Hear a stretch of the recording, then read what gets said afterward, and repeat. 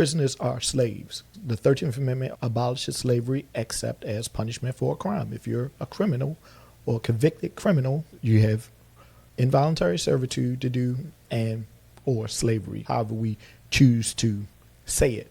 But to transport people across borders to different countries for financial gain is a slave trade.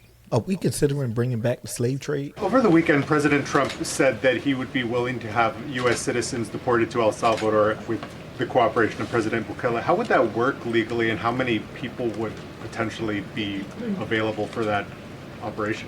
So the president has discussed this idea quite a few times publicly. He's also discussed it privately. You're referring to the president's idea for American citizens to potentially be deported. These would be heinous, violent criminals who have broken our nation's laws repeatedly. And these are violent, repeat offenders in American streets. The president has said, if it's legal, right? If there is a legal pathway to do that, he's not sure. We are not sure if there is. It's an idea that he has simply floated and has discussed very publicly as in the effort of transparency. So I wanted to play the whole clip just so people don't say, hey, I cut her off and didn't get her whole explanation.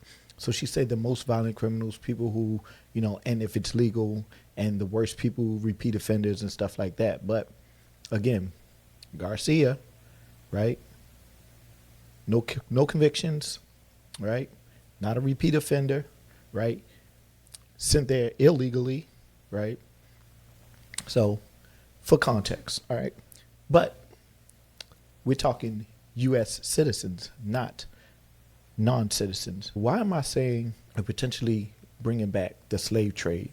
One, because 13th Amendment says neither slavery nor involuntary servitude except as punishment for a crime wherefore the party shall have been duly convicted shall exist in the United States or any place subject to their jurisdiction. So people always say slavery was abolished by the 13th Amendment. Slavery was not abolished by the 13th Amendment. It was modified. Slavery except as punishment for a crime is abolished. So who are the slaves today? Prisoners. The people being punished for a crime. So now let's get some clarity on this, just so y'all don't think I'm, making stuff up. I did not know slavery exists until I went to prison.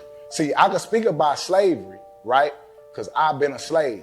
The 13th Amendment abolished slavery unless you've been convicted of a crime. Do you understand what I'm saying? I catch you. I'm inventory.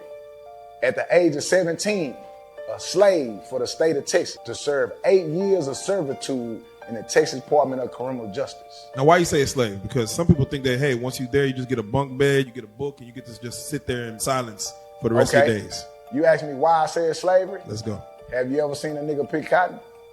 Nah. Where have you seen a nigga pick cotton at? Never in my life.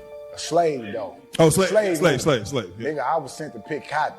That's why I said. Oh, so wait. All right, I ain't never seen nothing but a slave pick cotton. Wait. So you have actually picked cotton off the cotton plant? I have picked cotton off the cotton plant.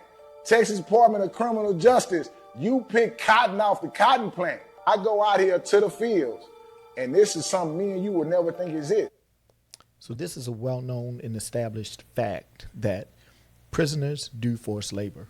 This has not changed since the inception of slavery, right? Prisoners are slaves. The 13th Amendment abolishes slavery except as punishment for a crime. If you're a criminal or a convicted criminal, you have involuntary servitude to do and or slavery, however we choose to say it. But to transport people across borders to different countries for financial gain is a slave trade. Like, are we bringing back the slave trade? Why you say for financial gain? Let's look at this. According to usfacts.org, in the U.S., different states have different costs to house prisoners. So in Arkansas, it seems to be the lowest. It's about $2,300 per person to house a prisoner.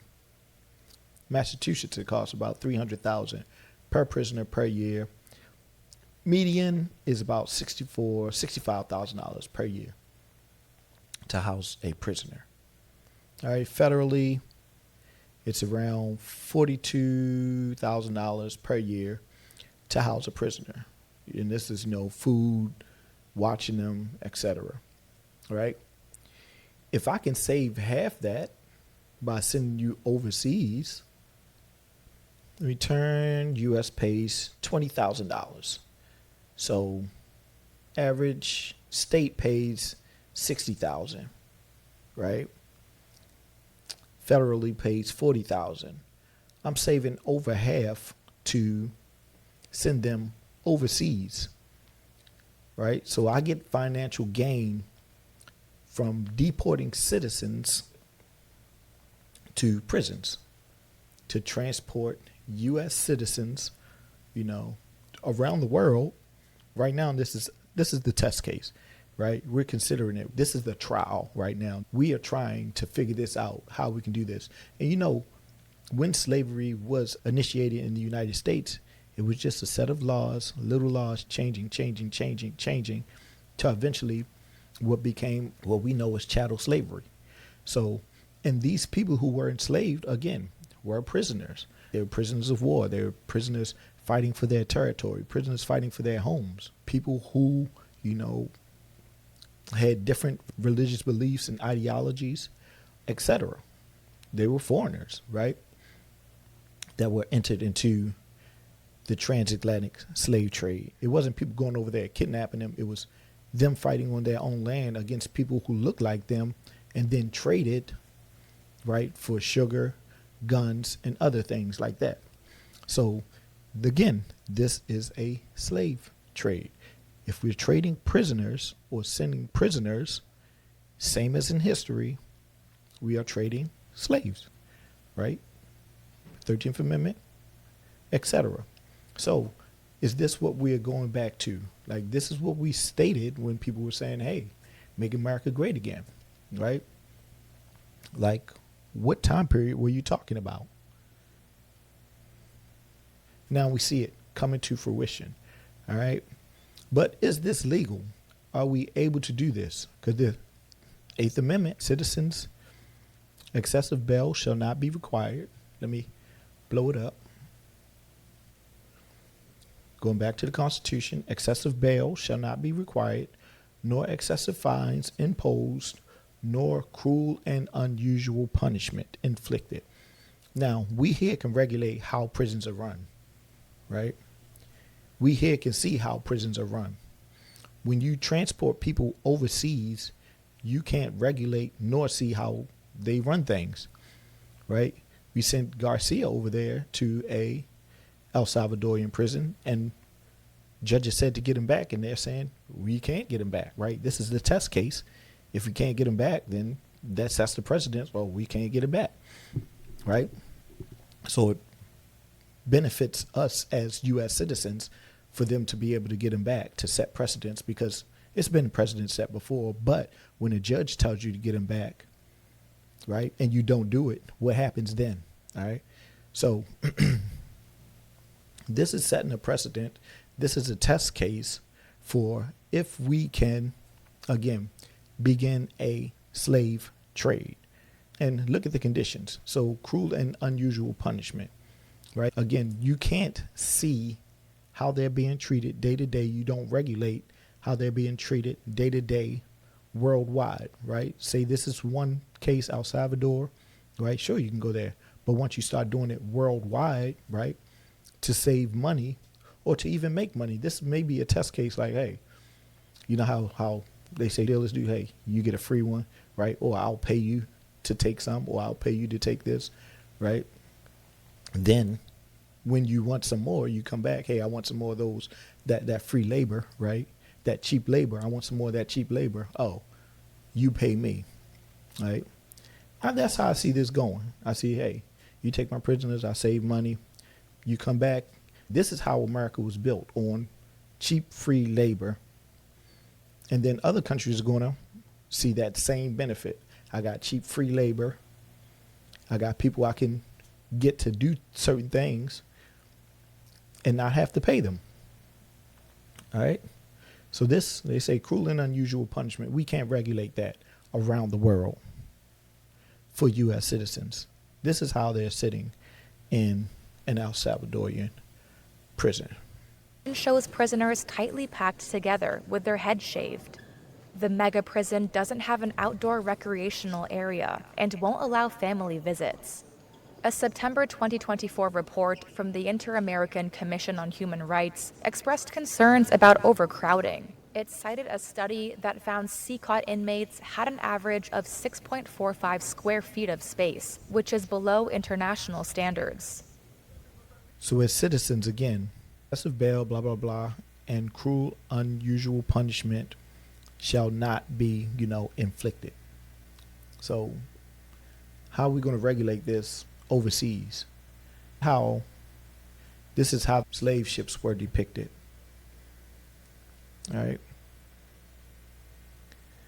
All crowded, etc. What's stopping them from doing that here? Again, should be the Constitution, right?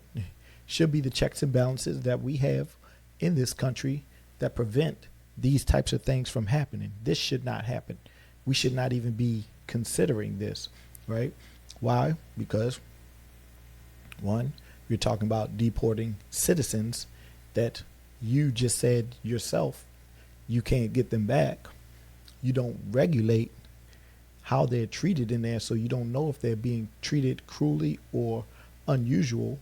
In the prior slave trades, we hear Africans from the continent stating that they didn't know what was going on over here during chattel slavery. So it's going to be the same thing. You don't know how prisoners are going to be treated when you transport them overseas or to another country. This is a well-established fact that prisoners have been part of the hidden workforce, because of the 13th Amendment. I'm not saying we're restarting slavery. I'm saying slavery never stopped. I'm saying we stopped the slave trade. We didn't stop slavery. All right. So the slave trade stopped, but are we starting that back up for financial gain? You tell me, what does this look like to you when you deport U.S. citizens to other countries for financial gain? You have citizens that see it happening, don't care to speak out about it, and actually are all for it. This is the beginnings of another slave trade. Good people see bad things happening and don't say anything about it. This is how you get to Nazi Germany. Just following orders. And what happens when you have a regime or an administration that ignores judges' orders, deports people illegally to places where they're not supposed to be, right? And doesn't try to fix it. This is how you get to slave trade for 400 years. This is how things get worse and continue to get worse and continue to get worse when, again, citizens, good people, right, see something bad happening and don't speak out about it. And then you're talking about, oh, how did we get here? All right. Talk to y'all. Thanks for watching. I'll see you. Bye.